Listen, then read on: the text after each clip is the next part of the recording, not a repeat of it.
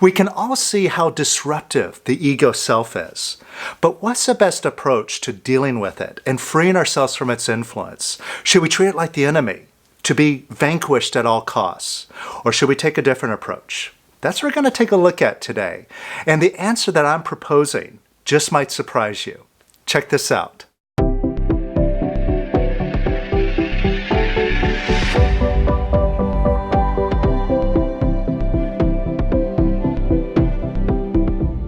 Welcome to the Power of Quiet, helping you uncover the perfect part of you that's full of love, joy, abundance, courage, optimism, all the good stuff in life that you're looking for. If you want to grab hold of it and have it with you all the time with ease, then click subscribe and join us because we show you exactly how to do it and exactly how easy it is. Now, in order to have this perfect part of you that's just full of joy, harmony, where everything just falls into line at your fingertips, you got to get rid of your ego. So I want to dedicate not just one video here, but a whole series of videos to identify the ego, what it is, what our relationship is with it, and what we need to do with it. Now, because this is kind of a big topic, I want to do a series of videos to break it down and emphasize in each and every one of these videos, the point is to let this ego go. Because for those of you who follow along with the channel here, as you practice what we do with letting go, every time you let go, you're letting go a little bit of the ego. And you let it go a little bit more, you let go some more of the ego. The point is, at some point when you let go of enough of the ego, you got to recognize the rest of it and drop all of it. If you don't do that, what you end up doing is just playing with it. You let a little bit of it go here, a little bit of it go there, but you end up hanging on to the bigger part of it, and ultimately, you don't break through and find that happiness, the true happiness that stays with you forever. So with that in mind, let's just jump into it and examine what this ego is. Now, to jump right into it and kick off this video series, I want to share with you a story about when I first learned this method, these tools of letting go. And I want to give a shout out to my teacher that showed me these tools, Larry. And Larry was a student of Lester Levinson. And just like a lot of Lester's students that went on to carry on his work and show others Lester's way, Larry's approach was quite different. He wasn't your typical spiritual teacher. He didn't act the part. He didn't put on a big smile, created this air of being above it all and so nice and peaceful and loving. No, he was very down to earth. In fact, he was very confrontational. I call him not so much a spiritual teacher, but a spiritual drill sergeant, because he had this knack for identifying when your ego's running and poking that ego with a stick, poking it in a way that stirred it up, put it right in front of your face so you had to deal with it, like it or not, even if it was uncomfortable. In fact, he often made things uncomfortable, so you were forced to make that choice of dropping that which was making you uncomfortable, which was inside of you. And I love this approach. Now, some people don't. Some people prefer the big smile and the nice, safe space. But, to each their own. I prefer not to be coddled. I see that, if you pamper the ego, it kind of sticks around. But if you see it, even if it's uncomfortable and it compels you to drop it, then that's how your growth accelerates really, really fast, as I found for myself. Now, just to give you an idea of Larry's approach and how outrageous he sometimes was. I remember when I first showed up and I met him for the very first time. I came to his house where he was holding a class, and when I showed up, he was on the telephone talking to somebody who was asking him for help, asking him for advice. And as he was on the phone, I was just hearing his side of the conversation. It was getting like more and more heated to the point where he was like yelling at the person. Don't give me that BS. Don't give me that garbage. BS. You know, I don't want to cuss. He was like cussing at her. And I was like, whoa, I wonder what she's saying. And I thought that maybe it was like something outrageous that the other person was telling him. And then he hung up the phone. He looked at me with this quizzical look in his eye. And he's like, what is bipolar anyway? And then he walks off. And then I got it. It's like, oh, yeah. So this person is telling him, oh, yeah, I've got this condition. I've got bipolar. And what do I do with it? And see, Larry, you know, he wasn't coddling, oh, okay, so you got this, you know, problem. You got this, you know, mental thing, you know, diagnosed as bipolar. And, you know, some people, what they do is they wear that as a badge. This is what I have. And they make it a complex thing to let it go, right? Now, his approach was just very clear. Stop it. Stop listening to that mind. If you just drop that mind, drop that ego, this whole story of bipolar is non-existent. And you rise above it, you see who you are, that's it. So his approach is just kind of cut and dry. I love that. Now, what does this have to do with the ego? Well, you can probably see it has a lot to do with the ego. Now, I tell you that story because Larry often put it across to see the ego as your nemesis, as your enemy. It's not out for your good. And therefore, you should do whatever it takes to eradicate it, and eradicate it quickly, because it is just plain no good. And here's the thing. I know a lot of people that, you know, took what he said and had an issue with it. My own dad included, who's probably watching now. But he's also a practitioner of this method and also teaches it. And I heard him say, yeah, I don't understand why he says that, because it's like going to war with it and, you know, making it out to be an enemy and then having a big fight on your hands. I don't think that that's the right way. And that's okay. Now, I understand where this argument is coming from. It's perfectly valid. And I think, you know, we all should look at that so we don't turn it into like this fierce battle. That's not what it's all about. You see, what Larry's really was talking about is discriminating, using a little discernment, because if you really listen to that ego, pay attention to it, you see it's not for your good. It's this very negative voice that criticizes you, that its advice for you is to beat yourself up when things don't go your way, when you're not getting what you want, when you get frustrated, to really just, right? And when you really look at it, it is your worst nightmare, your worst nemesis. Now, does that mean that you hate it? No. But it doesn't mean that you protect it, you coddle it, you hold on to it. You see it for what it is. And in a moment, I'm going to do a little meditative exercise so we can kind of see it more clearly. And when you see it clearly, that it is, every bit of it is negative, every bit of it is useless, and every bit of it is against you, then that's going to get you to drop it. And just drop it, you know, cleanly and continuously until it's all gone.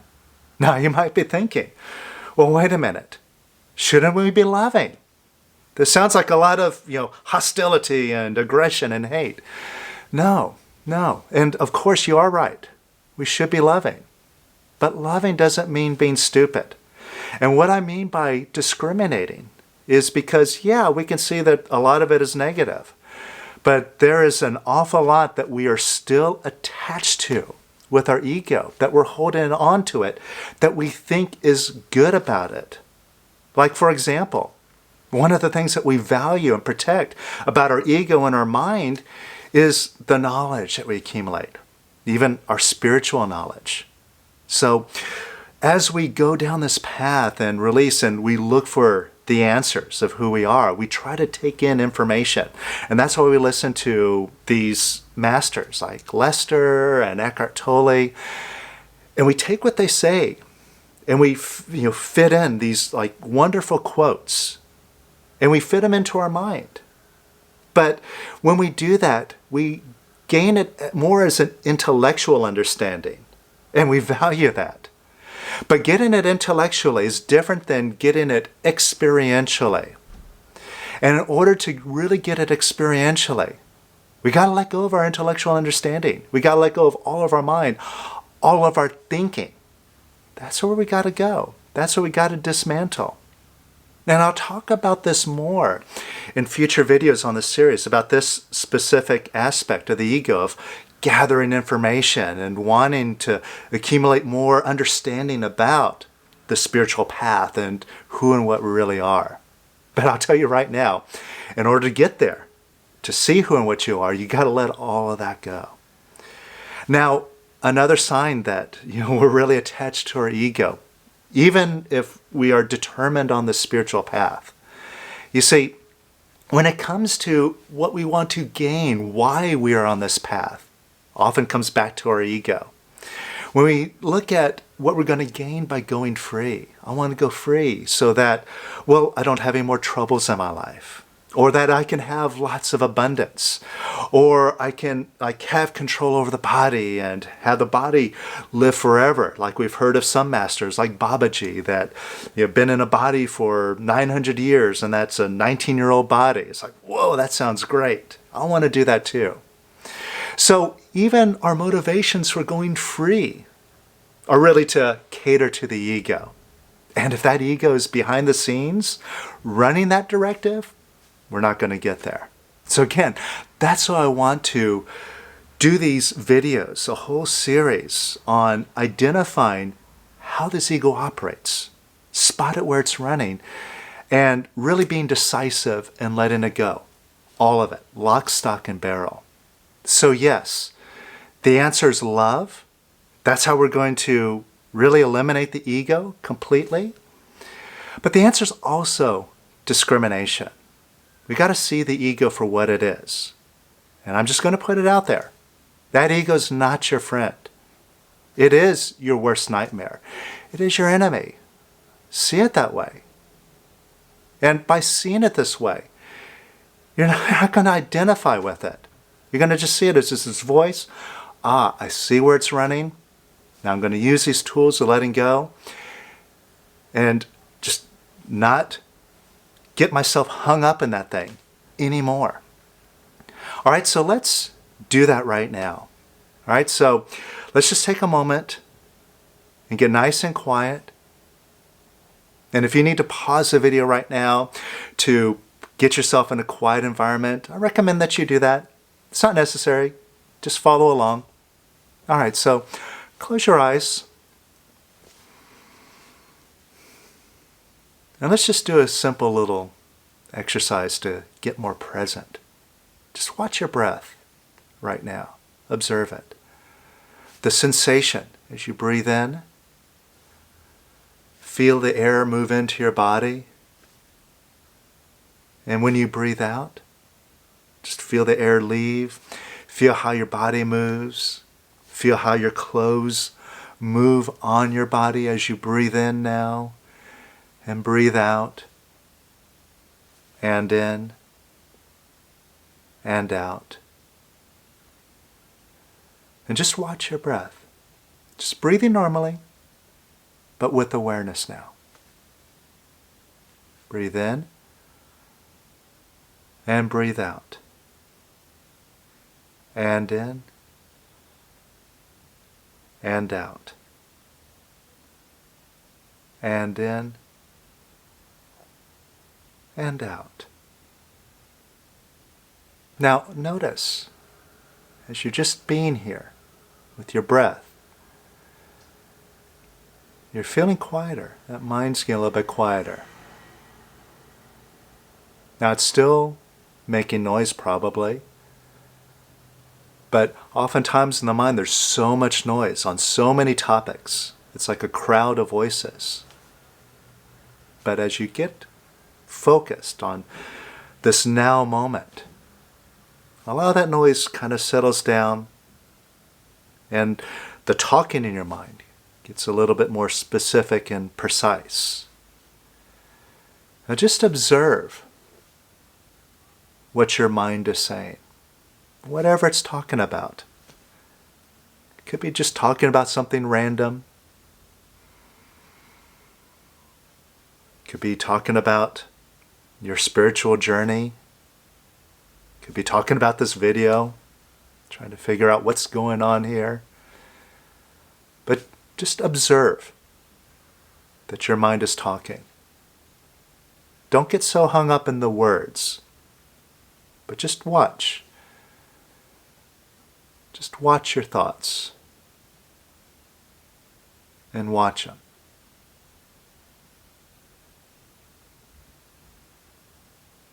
Now, you'll notice right away that whatever your mind is talking about is usually problematic. It's about something that's not quite working, something that you're searching for. And it's thinking, well, I don't have it. Where do I get it? Or this is a problem. How do I fix it? Or this thing isn't right. Or that thing isn't right. Notice how most of that mind focuses on something that's problematic. And there's a lot that it's dissatisfied about. It complains a lot, right? Oh, that's not right. What are they talking about? I disagree. What about this? What about that? And it's very judgmental. Notice, like 99% of the noise that comes out of that mind is quite negative in nature. It's complaining, it's dissatisfied, it's only focusing on problems. That's why we have these expressions that, rarely do we stop and smell the roses. Because that mind, that little voice there, isn't interested in being happy, isn't interested in abundance. It isn't interested in going free. It's more interested in problems. In fact, it may be even thinking about people around you in a very negative way. Oh, so-and-so, who do they think they are? I don't like them. I don't want to be around them. And this is a lot of what you listen to. Right? And there's a lot of confusion in there. Oh, what about this? What about that? I don't know. A lot of insecurity in that mind. And whatever it's saying, again, don't jump into it. Don't get carried away with the thought. Just watch it, observe it. As a third-party observer now, just watch it. Watch how it talks. Now, where did this voice come from? Now that we're watching it, how do we end up with this voice telling us all this negative stuff? Did somebody give it to us? Was it blessed upon us by a higher being? Is it like some entity that's traveling along with us, along for the ride, our companion in this world? We seem to treat it that way. We think that it's our best friend because we listen to it, right? When it's complaining about somebody, we go, oh yeah, you're right. I don't want to be around that person. Or it tells us that we have a problem, then we take it seriously. Then we get all worried and concerned. So we do take that voice seriously. Like it's there to help us, to give us advice, to help us navigate through the world. But what kind of a friend is that really only talks about the negative?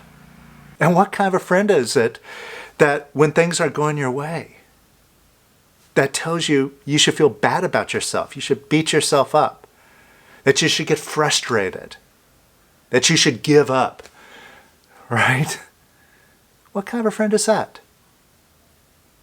And this is a simple discrimination now. We got to look at that mind and say, wow, that's no good. Now, we do think that there's some good information in that mind. I mean, sometimes it does tell us nice things. It tells us that there's this wonderful spiritual path for us to follow along. And it might have resonated with some of these masters, with Eckhart Tolle and with Lester and Muji, and they say something and we go, oh yeah, oh, I get that. And then we go around repeating it.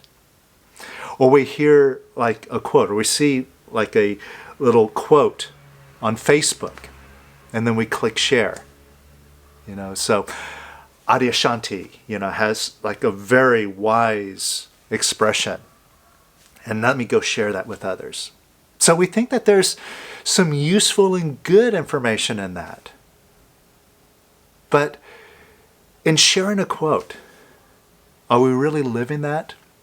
Or are we just acting smart, saying, aha, look at what I know. Look at what I'm sharing. This is what I believe. Who cares what you believe? What do you really know in your heart of hearts? When you see a quote like by Eckhart Tolle that talks about living in the now, how much of living in the now are you actually living? Versus getting caught up with problems and worrying about your work, worrying about your finances, worrying about your business. That's not being in the now. Now, talking about Eckhart Tolle, he addresses this. He says like these realizations, these great quotes, are like a signpost. They're pointing to something greater. But a lot of times we walk up to the signpost, like a sign that says Atlanta, 30 miles that way, right? And we're wanting to get to Atlanta. But we walk up to the sign and then we just stop and we stare at the sign rather than following the direction that it points towards. And that's what's going on with all this wonderful information that we value in our mind. We want to hold on to it, but ultimately it's just a signpost. And ultimately we got to move beyond it. We got to drop that knowledge and move into understanding what it's talking about experientially. And we can only do that by quieting the mind. Right? So far, we've just been observing the mind. And I asked you, where did this mind come from? Did somebody give it to you? Or is it in fact yours? After all, that voice in your head that you're listening to, nobody else is listening to it but you. So it belongs to you. It's yours and yours alone. And maybe, just maybe, you created that voice in the first place. And maybe, just maybe, that voice itself isn't even real. It's like a program that you programmed. Like you are a programmer, an operator of a computer. So you just kind of program it like this artificial intelligence sort of thing that takes information and then it reacts. It gives you like a feedback. But it's all programmatic. And you programmed it. But then you forgot that you're the programmer. So it's just like getting input and then spitting stuff back at you and going, ooh, okay, yeah, well, it must mean something. But you created it in the first place. And if you created it, you can dismantle it. It's not needed. You could see for yourself what it's like to live without that mind. Because if you created it, obviously, you can exist without it. Now, see if there's part of you that doesn't like that mind. It's kind of fed up. with all that negativity that swirls around in it and its lack of solutions. After all, that is what often gets us started on this spiritual path. We see that the way that we've been trying to operate in the world and using the mind doesn't work. It doesn't bring us satisfaction. Therefore, we start looking for another way. But chances are, you're resisting your mind. Take a look. So, in a way, we can already see that we're treating it like the enemy, but in the wrong way. Not in just an observational way. But we're really reacting to it. We don't like it. We kind of want it to shut up sometimes. We want to get rid of it. And yeah, if we get into that, then we're into a fight. We're actually feeding that negativity. So of course the answer is love. But we start with discrimination. You say, okay, look, I've got this noise in my mind. It's just noise. It isn't even real. And after all, let's just take a look. How real are those thoughts? Sometimes they seem very real, very compelling because they freak us out. They get us to act and do things that sometimes we wouldn't do if we were thinking clearly.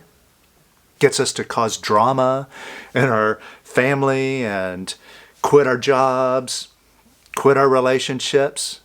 Things that we wouldn't do if we were just like, hey, let's handle things in a more positive way. But one of our problems is we're taking it too seriously. Now, focus in on the thoughts that are running through your mind. And just observe them again, right now. And notice that all the thoughts that you have seem to repeat themselves. And you could think about other thoughts that recur again and again. Problems that you keep mulling over.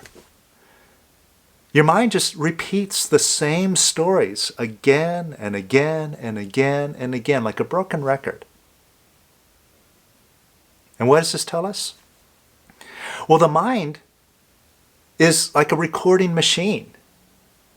Because all that noise that it picks up is stuff that it's recorded around us. See, an obvious example is when we're going through the day and somebody says something nasty, really hateful and mean-spirited to us. And then what does our mind do all the rest of the day? It complains about that person, right? Oh, you know what they said? Oh, you know what I should have said? Oh, I should have told him that. I wish I did that. And then, even after we go home, we have dinner, and we're laying down to sleep, our mind still won't shut up. It's still going over that same story again and again. And the more you look at this, those sounds, those stories that are running through your mind, it's just all old information from the past that your mind recorded in, and then it's playing it back to you, and it won't shut up. And if that's all that it is, how real can it be? And how seriously should we take that? Those words that are just coming at us from in here. So let's move up above it.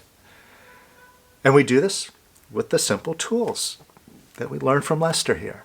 Starting off with, notice if there's something about your mind that you don't like, if you've been resisting it. Now think about something that you don't like about your mind. Now when you think about this, just bring your awareness to your stomach or chest. You see, if from the neck up is a recording and playback machine, from the neck up you can't erase anything. But where you can erase things is from your feeling center here, your stomach or chest. So just bring your attention here. And when you think about this problem that you have with your mind, notice if you have a tightness, clenching, contracted feeling in your stomach or chest, like a knot someplace. You feel that? Now wherever you feel that knot, just open up an imaginary door right in front of it. And let that energy out the door. Just see it as energy. And imagine it going right on out that door. Just imagine it leaving. Whatever that looks like to you. Whether it looks like light or darkness, blackness moving out. Just whatever. There's no right or wrong way to imagine this. So just imagine that energy going right on out the door. And even more. And even more. And even more.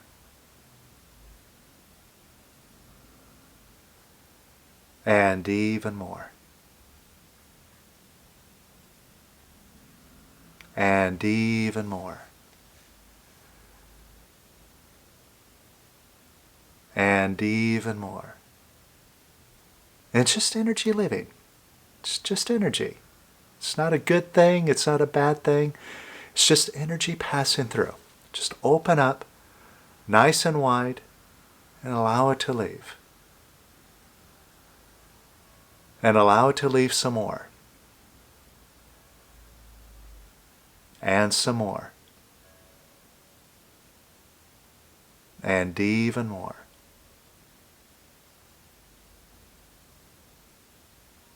And now notice how you feel. You feel lighter? You feel more open, less contracted? And notice if your mind's a little bit quieter now. See, this is how you can start to dismantle the mind. And this is just the first step. But notice what a big difference this makes. And this lighter feeling, this is a taste of what you're looking for beyond the mind and beyond the ego. This is the happiness and abundance. It's in this lighter feeling. This is the real you that's showing up now.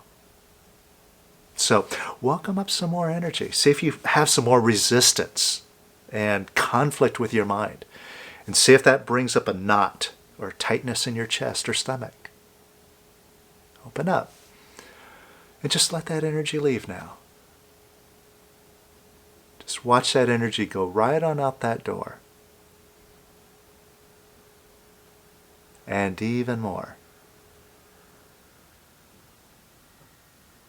And even more. And even more.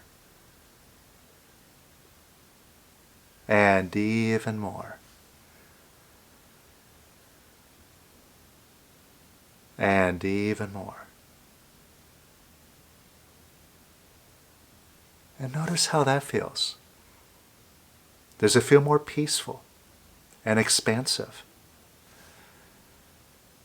And this is the peace and presence that all the masters are talking about.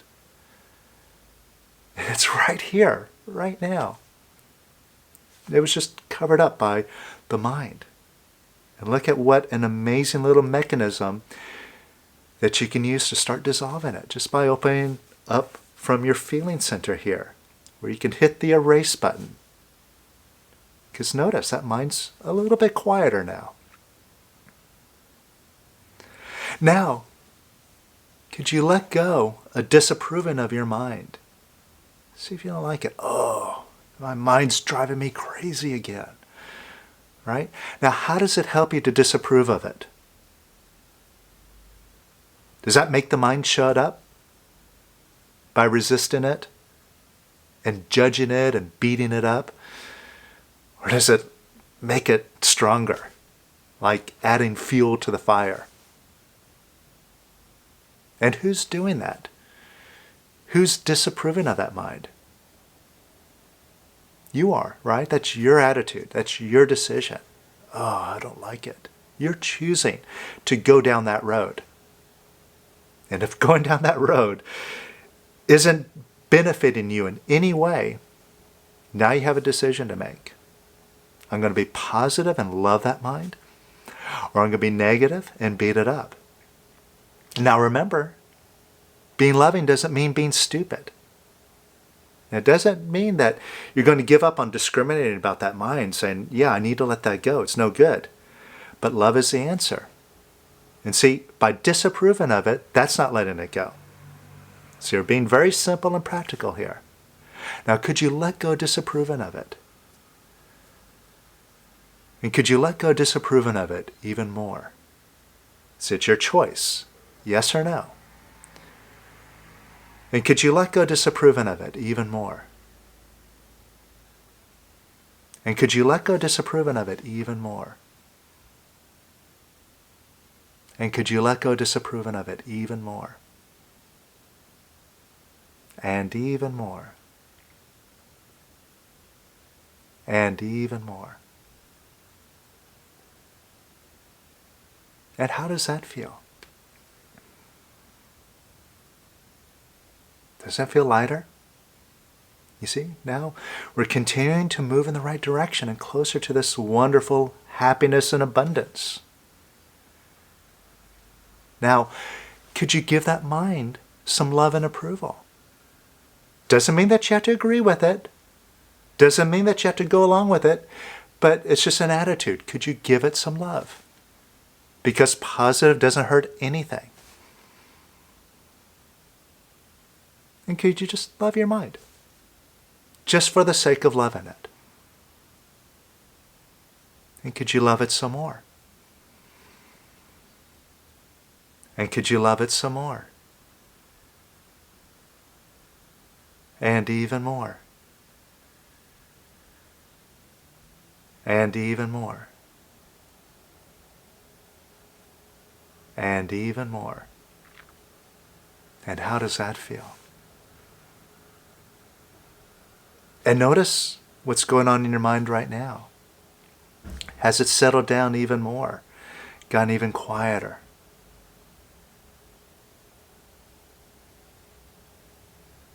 So right here, this shows you how simple and easy it is to quiet the mind. Even get rid of it. But here's the thing. This is the whole point that I started with. We got to discriminate now. Because instead of just letting go of some of the noise, we got to push through. We got to stay with it and let go of all of it. We got to discriminate and say, if quieting the mind just a little bit feels good, feels like I'm moving in the right direction, then I got to quiet all of it. Not just some of it, but all of it. And what does that mean? Well, I got to let go of all of my contractions, not just some of them, but all of them. I got to let go of all my disapproval, not just some of it, but all of it. And so this is what I'm looking to accomplish in this series, to help us to see the total picture and see the total ego that we must drop and drop it. Because here's the facts. We can drop it quickly and easily. And I was also inspired to do this series because I was just working out the workbook for a new class that I'm doing, brand new class called The Weekend of Awakening. And I'm doing one of these in New York coming up soon, and I'm doing one of them in Iași in Romania. And this whole focus of The Weekend of Awakening is to complete the job, to fully awaken, to go all the way. And see that it is simple and it's easy. And as I was doing this, then I saw, okay, these are the things that we need to focus on. And I wanted to bring some of that to the channel here. So all together we could start moving in this direction.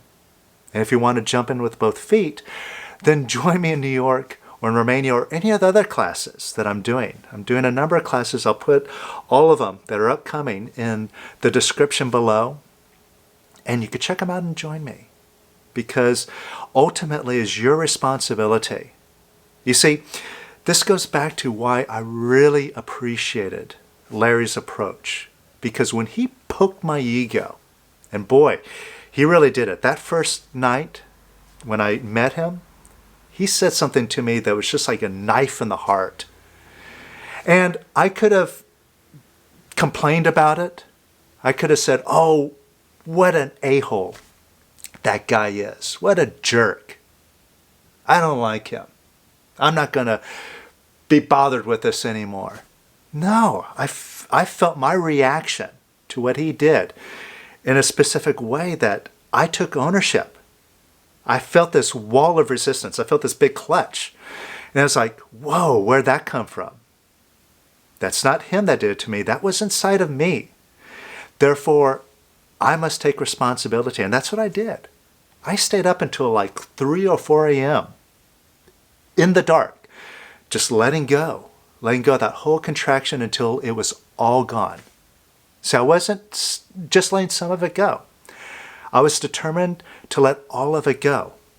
And that resistance that he stirred up in me, once I let it go, I got so much out of that class, and I really took off right from the beginning in using this method. And that's why I've been so successful with it. And that's what I want to share with you. So hopefully you won't mind if I challenge you, poke you from time to time. Because if that ego does get stirred up, takes offense at something, don't take it so seriously. It's just a silly voice in your head. It doesn't mean anything. It's an opportunity to see it if it gets stirred up and let it go. And find that solid happiness and abundance that's waiting for you right behind that ego. And let me know what you think. If you have any ways that you handle your ego that are effective for you, that help you really quiet it down, share it in the comments below. I'd love to hear your tips, hear your experiences. And let's all keep working together. Keep moving up and realize the goodness that is here, that is ours right now.